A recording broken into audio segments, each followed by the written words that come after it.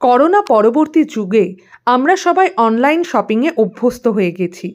এই অনলাইন শপিংয়ের যেমন কিছু সুবিধে আছে, সেরকম কিছু কিছু অনলাইন শপিং স্ক্যামও তৈরি হচ্ছে। সেই স্ক্যাম নিয়েই আজকে আমরা কথা বলবো হাইকোর্টের বিশিষ্ট আইনজীবী এবং সাইবার গুরু শ্রী রাজর্ষি রায়চৌধুরীর সাথে। এবারে যেটা প্রশ্ন সেটা হলো, আমরা অনেকেই অনলাইন সেলার, আমরা জিনিসপত্র, আমাদের যে জিনিসপত্র আমরা বিক্রি করি সেখানে। তো সেক্ষেত্রে অনেক সময় হয় কি, আমরা লাইভে আসি, লাইভে এসে বুলিং হয়, সোশ্যাল বুলিং, অনেক ধরনের কথা আছে এবং সেটা এরকমও হতে পারে অন্য দেশ থেকে। তো সেই ক্ষেত্রে আমার কি করণীয়? ব্লক করে দেবো সেটা ব্লকটা তো রয়েছেই, সেটা তো হাতের কাজ। কিন্তু যদি আমাদের কমপ্লেন করতে লাগে, তাহলে যদি এখানে একটা খুব ইম্পর্টেন্ট প্রশ্ন যেটা আপনি বললেন যে অন্য দেশের নাগরিক যদি কেউ হয়, তাহলে তিনি কি আমাদের সাইবার ক্রাইমের আওতায় পড়বেন? The answer is yes. তার কারণ হচ্ছে যে ভারতবর্ষের সাইবার যে লটা, তার নাম হচ্ছে ইনফরমেশন টেকনোলজি অ্যাক্ট অফ 2000। এই ইনফরমেশন টেকনোলজি অ্যাক্ট অফ 2000 এর যে স্কোপ, সেই স্কোপে বলা হচ্ছে যে যদি কোনো মানুষ, তিনি পৃথিবীর যে কোনো জায়গার নাগরিক হতে পারেন, তিনি যদি ভারতবর্ষের কোনো একটা সিস্টেম বা ভারতবর্ষের কোনো নাগরিকের ওপরে কোনো সাইবার আঘাত হানেন, তাহলে কিন্তু তার বিরুদ্ধে ভারতবর্ষের সাইবার আইনে কমপ্লেন ফাইল করা যাবে। আচ্ছা, মানে সেই 1930 আর আমাদের, হ্যাঁ, তার এগেইনস্টে কমপ্লেন ফাইল করা যাবে যদি আমরা তার নাম বা জানি। সোশ্যাল মিডিয়ায় কোনো একটা অপরাধ ঘটলে তার ক্ষেত্রে কমপ্লেন করবার জন্য সবচেয়ে গুরুত্বপূর্ণ যে তথ্যটা আমাদের প্রয়োজন, যে কমপ্লেন করবে তার প্রয়োজন, সেটা হচ্ছে যার এগেইনস্টে কমপ্লেন করব তার ওই হয় পোস্টের লিংক কিংবা তার প্রোফাইলের লিংক, মানে যেটাকে আমরা টেকনিক্যাল ভাষায় বলি ইউআরএল। এই ইউআরএলটা আমাদের ভীষণভাবে দরকার। এই ইউআরএল কথাটার মানে হচ্ছে ইউনিফাইড রিসোর্স লোকেটর।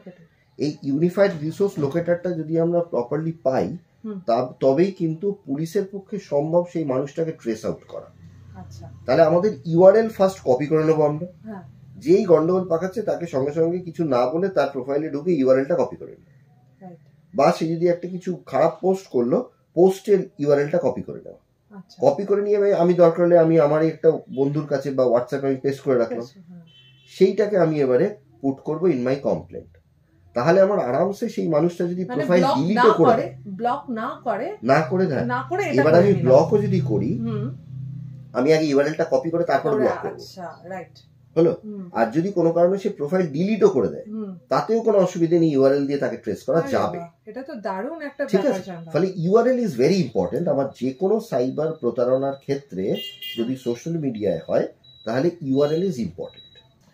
আচ্ছা, অনলাইন কেনা বেচার ক্ষেত্রে কি কি সতর্কতা প্রয়োজনীয়?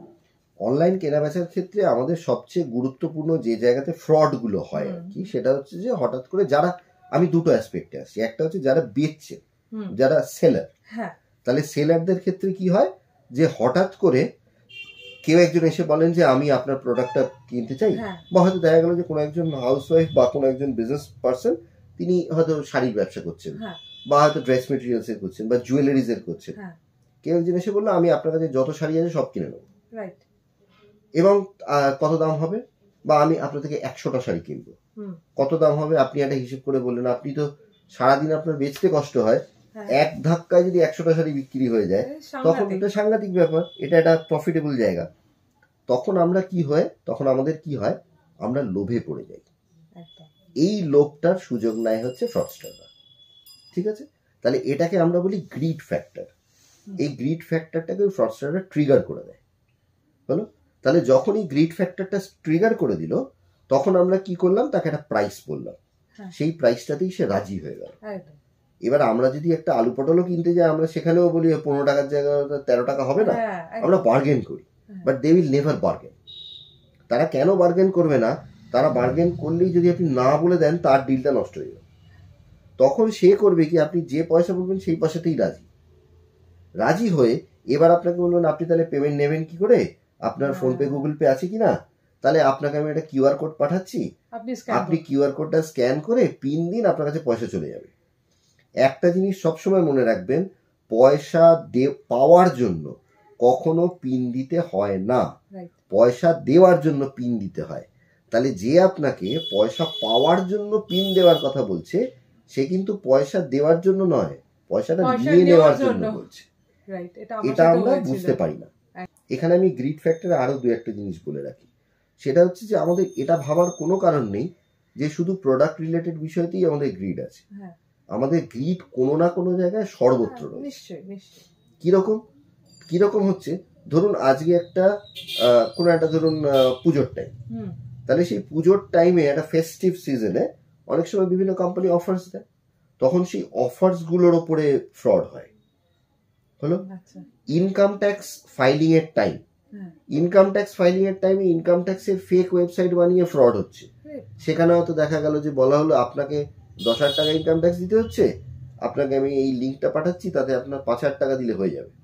আপনি লোভে পড়ে যাচ্ছেন। তাহলে এই লোভটা অনেক ক্যাটেগরির হয়, আইদার সেটা মানিটারি লোভ হতে পারে, অথবা কোনো সার্ভিসের লোভ হতে পারে, অথবা দেখা গেল যে কোনো অনেক সময় সার্ভিসের লোভ কিরকম হয়, এবং সেটা অনেক ক্ষেত্রে খুব সেক্সুয়াল ওরিয়েন্টেড হতে পারে। Massage parlour, full body massage, বিভিন্ন অ্যাডস আসে, আমরা তখন সেখানে লোভে পড়ে যাই। সেটাও কিন্তু একটা লোভ, সেটাও কিন্তু একটা গ্রিড। যেটা জানি আমি 8,000 এ হবে, সেখানে আমি 3,000 এ পাচ্ছি, এবং যে জিনিসটা আমি নর্মাল পাচ্ছি না সেটা আমি একটা অ্যাপের মাধ্যমে পাচ্ছি। ফলে এটা কিন্তু একটা অদ্ভুত গ্রিড ফ্যাক্টর আমাদের কাজ করে। তাহলে এই grid factor for a product হতে পারে, ফর আ সার্ভিস হতে পারে, ফর সাম ইমোশনস হতে পারে। তাহলে এইটার জন্য কিন্তু একটা মানুষের সাথে সম্পর্ক তৈরি হচ্ছে, সেটাও কিন্তু আমাদের কাছে একটা লোভের জায়গা। একদম, সেটা একটা লোভের জায়গা। যে কারণে দেখবেন ফেক প্রোফাইল ম্যাক্সিমাম হয় হচ্ছে ফর দি সেলিব্রিটিস, কারণ আমরা সেই মানুষটার সাথে আলাপ করার লোভ আছে আমাদের, রাইট? যে কারণে কিন্তু সেই ফেক প্রোফাইল তৈরি হয় of the celebrity, fan club অমুক তমুক করে একটা ফেক প্রোফাইল তৈরি হলো।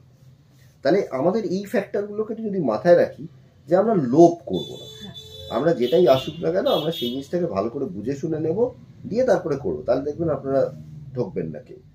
তাহলে এটা গেল হচ্ছে সেলার পয়েন্টের ক্ষেত্রে। এবার বায়ারের ক্ষেত্রে, বায়ারের ক্ষেত্রে একটা জিনিস বলা, সেটা হচ্ছে ট্রাস্টেড অ্যাপ্লিকেশন থেকে কেনাকাটা করুন। কেনাকাটা করবার সময় দেখে নেবেন যে সেখানে রিটার্ন কিংবা রিপ্লেসমেন্টের পলিসি আছে কিনা। যদি রিটার্ন বা রিপ্লেসমেন্ট পলিসি না থাকে, তাহলে সেই জায়গাটা আপনারা নিজেদের রিস্কে কিনবেন, কারণ সেটা যদি খারাপ হলো আপনি ফেরত দেওয়ার জায়গা পাবেন না। হলো তারা বলবে আমার তো রিটার্ন পলিসি নেই, ফলে আমরা ফেরত নেব না, কি আসছে আমি তো জানি না, সেটা ইট কাট পাথর হতে পারে। 2 নম্বর হচ্ছে যে আমরা চেষ্টা করব ক্যাশ অন ডেলিভারি নেওয়ার। যদি আমরা অনলাইনেও দিই, আমরা সিওডিটা যখন এলো তখন আমরা সেটাকে কনভার্ট করতে পারি টু অনলাইন। তাহলে সেই মালটা আমার কাছে এলো, ডেলিভারি বয় আমার সামনে দাঁড়িয়ে রয়েছে, আমি নিলাম। কুরিয়ার রিলেটেড ফ্রড এখানে প্রচুর হচ্ছে, কারণ আমি অলরেডি হয়তো অর্ডার করেছি, আমার 4টে কুরিয়ার আসার কথা, হঠাৎ করে আমার কাছে একজন কুরিয়ার বয় এলো, এসে আমাকে একটা প্রোডাক্ট দেখাচ্ছে। আমি বললাম না, এই প্রোডাক্টটা তো আমার না। বললো আচ্ছা আচ্ছা আপনার নয়, তাহলে দাঁড়ান আমি একটা লিঙ্ক পাঠাচ্ছি। সে আপনার সামনে দাঁড়িয়ে যে আমি আপনার একটা লিঙ্ক পাঠাচ্ছি, আপনি ওইটাতে নো করে দিন, তাহলে দেখবেন, বা ইয়েস করে দিন, ওই লিঙ্কটা is the permission of your device. তখন সে করলো কি, আপনার ডিভাইস থেকে সব পারমিশনটা নিয়ে নিল, দিয়ে সে কুরিয়ারটা নিয়ে চলে গেল। তার ওই কুরিয়ারটা হচ্ছে প্রত্যেক মানুষের কাছে গিয়ে পারমিশন নেওয়ার টোপ, বুঝতে পারলেন? কেউ কিন্তু ওই কুরিয়ারটা নিচ্ছে না, সবাই ওই কুরিয়ারটা নিচ্ছে রিটার্নের নাম করে পারমিশন দিয়ে দিচ্ছে, তারা পারমিশন পেয়ে যাচ্ছে। নিজেদেরকে সজাগ হতে হবে, সজাগ সচেতন হতে হবে, চোখ কান খুলে কাজ করতে হবে। আমি অন্ধের মতো যা এলো তাই করে দিলাম, আর যা দেওয়ার তাই দিয়ে ফেললাম, সেটা করলে কিন্তু সাইবার ক্রাইম থেকে মুক্ত হওয়া যাবে না। এবার হলো মানিটোরিয়াল ব্যাপার, সেটা হলো যে আমার কাছে ওটিপি আসছে যে কেউ আমার পেটিএম অ্যাকাউন্ট বা অ্যামাজন পে অ্যাকাউন্ট এগুলোতে কেউ হ্যাক করার চেষ্টা করছে, আর ওটিপি বারবার আসছে। তো আমি তো ওটিপি দিচ্ছি না, সেটা তো আমি নিজে থেকে জানি, কিন্তু এই যে এটা হচ্ছে, এটা কিভাবে হচ্ছে, আর এটার থেকে রেহাইয়ের উপায়। প্রথম কথা হচ্ছে, এরকম কেসও দেখা গেছে যে আমি যদি ওটিপি শেয়ার নাও করি, তাহলেও সেই ওটিপি তারা পাচ্ছে এবং সেই ওটিপি দিয়ে তারা পয়সা উইথড্র করে নিচ্ছে। ঠিক আছে, এর কারণ হচ্ছে আবারও সেই আমাদের পারমিশনের প্রশ্ন। কারণ আমরা কোনো না কোনো একটা আনট্রাস্টেড অ্যাপ্লিকেশন বলুন বা থার্ড পার্টি অ্যাপসে বলুন, আমরা তাকে অলরেডি পারমিশন দিয়ে বসে আছি, এবং সেও সেটা লগ ইন করে রয়েছে।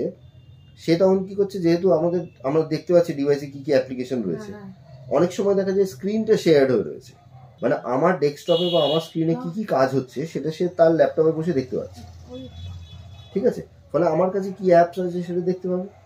যদি স্ক্রিন শেয়ার্ড হয়ে থাকে তাহলে সেক্ষেত্রে কিন্তু আমাদের কাছে ওরকম ওটিপি রিকোয়েস্ট আসতে পারে, এবং যদি ওটিপি আসে তাহলে তার কাছে আমার ওটিপি গুলোকে রিড করাটা কোনো ফ্যাক্টর নয়। তার মানে আলটিমেটলি কিন্তু again all the matter of permission, আমি কাকে কতটুকু পারমিশন দিচ্ছি। আমি যদি সবাইকে পারমিশন দিয়ে রেখে দিই তাহলে কিন্তু এই গন্ডগোলগুলো হবে, এটা কিন্তু হওয়াটা খুব আশ্চর্যের নয়।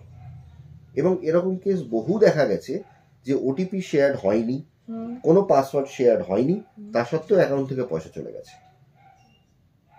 এটা তো আমরা এইপিএস ট্রানজাকশনেও দেখেছি যে আমাদের আধারের ক্রেডেনশিয়াল দিয়ে পয়সা চলে গেছে। তাহলে সেক্ষেত্রেও তো এইপিএস ট্রানজাকশনের ক্ষেত্রেও তো সেম হচ্ছে, ওই দিনের 10,000 টাকা করে লিমিট, 10,000 টাকা করে, আমি জানি না আমার অ্যাকাউন্ট থেকে 10,000 টাকা ডেবিট হয়ে গেল। তাহলে কি করে হলো? তার কারণটা হচ্ছে যে আমার বায়োমেট্রিক সেখানে লক করা ছিল না।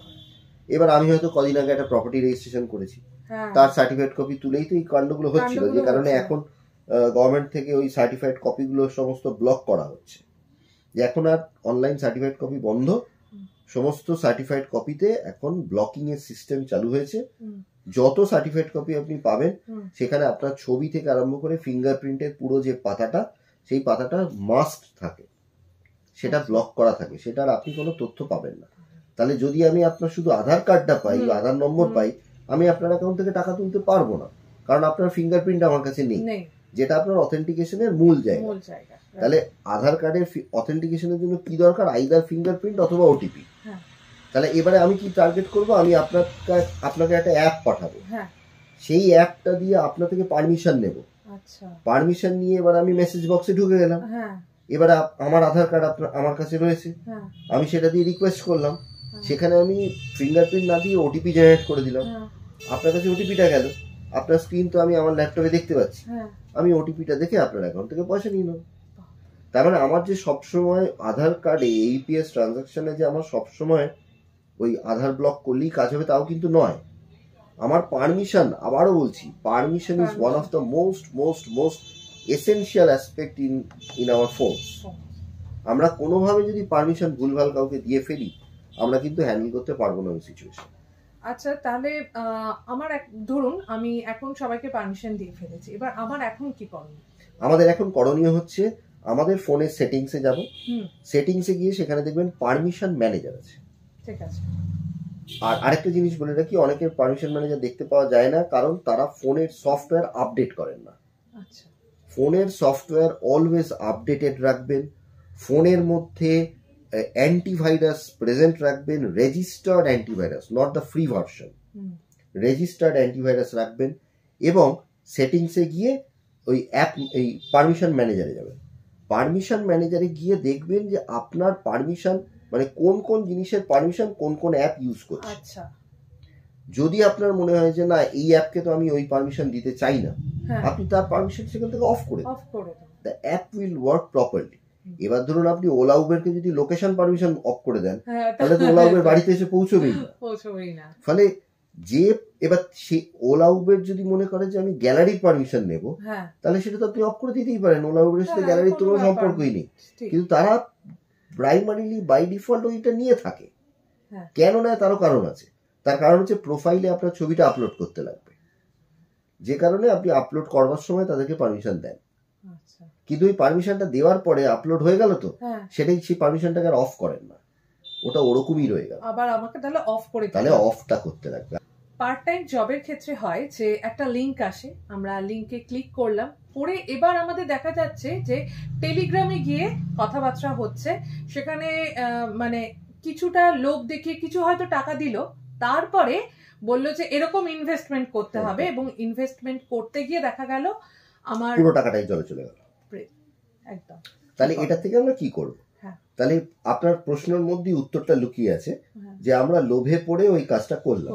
তাহলে প্রথম উত্তর হচ্ছে যে লোভ করা যাবে না, আর দ্বিতীয় উত্তর হচ্ছে যে আমার যখনই কেউ একজন, আমরা সারা দিন ধরে খেটে খুঁটে রোজগার করতে পারি না, আর কেউ একজন আমাকে একটা লাইক আর শেয়ার করার জন্য 150-500 টাকা দিয়ে দেবে, এটা কি বিলিভেবল ফ্যাক্ট? তাহলে কিন্তু সেটাও আমরা বিলিভ করি। আমরা এক্সট্রা ইনকামের জন্য আমরা সেটাকেও বিলিভ করি। তাহলে আমাদের ফার্স্ট হচ্ছে যে আমাদের একটু চোখ কান খোলা রাখা, এবং এই ধরনের কোনো রকমের কেউ যদি অফার দেয় সেই অফারটাকে অ্যাকসেপ্ট না করা।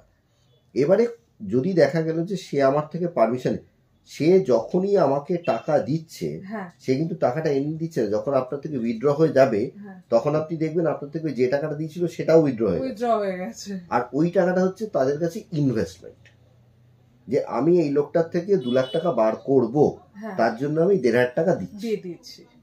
তাহলে এটা হচ্ছে তার কাছে ইনভেস্টমেন্ট, কারণ তার কাছে তো এটা ব্যবসা। ফলে এটাও 1,500 টাকা দেবে, 2 লাখ টাকা বার করবে। ফলে এবারে প্রশ্নটা হচ্ছে যে আমি কিভাবে আমাকে নিজেকে সামলাবো। তাহলে আমরা লোভ করব না, আমরা will never be in a হারি। আর এই কটা জিনিস যদি আমরা মনস্তত্ত্বটা ভালো করে বুঝি না, তাহলে কিন্তু আমরা সাইবার অপরাধ থেকে অনেকটা দূরে থাকতে পারবো। কারণ এরা এই 2-3টে জিনিসই করে। এরা আইদার আমাদের ভয় দেখায় যে আপনার টাকা কিন্তু সব জলে চলে যাবে, আপনি কিন্তু আর 1 টাকা ফেরত পাবেন না, তাহলে ভয় দেখানো হলো।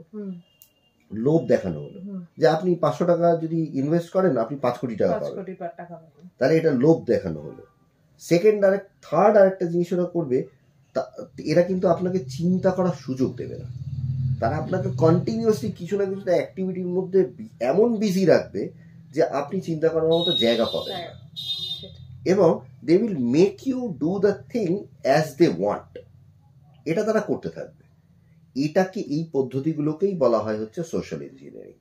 এই সোশ্যাল ইঞ্জিনিয়ারিং প্রসেসের মাধ্যমেই তারা নানানভাবে আমাদের থেকে এই তথ্য, অর্থ, সম্মান এগুলো নিয়ে নিচ্ছে। মানে এটা থেকে আমাদের নিজেদেরকে ইটস রিয়েলি আ টাইম যে আমাদেরকে নিজেদেরকে কিন্তু কেয়ারফুল থাকতে হবে। তো আমরা এতক্ষণ ছিলাম মিস্টার রাজশ্রী রায়চৌধুরীর সাথে। তো আমাদের এই ভিডিওটা, আমার মনে হয় এই সিরিজ ভিডিওটা তোমাদের নিশ্চয়ই খুব ভালো লাগবে। তো প্লিজ ভিডিওটা দেখো, প্রচুর শেয়ার করো, আর একদম সাবধানে সুস্থ থেকো। ওকে।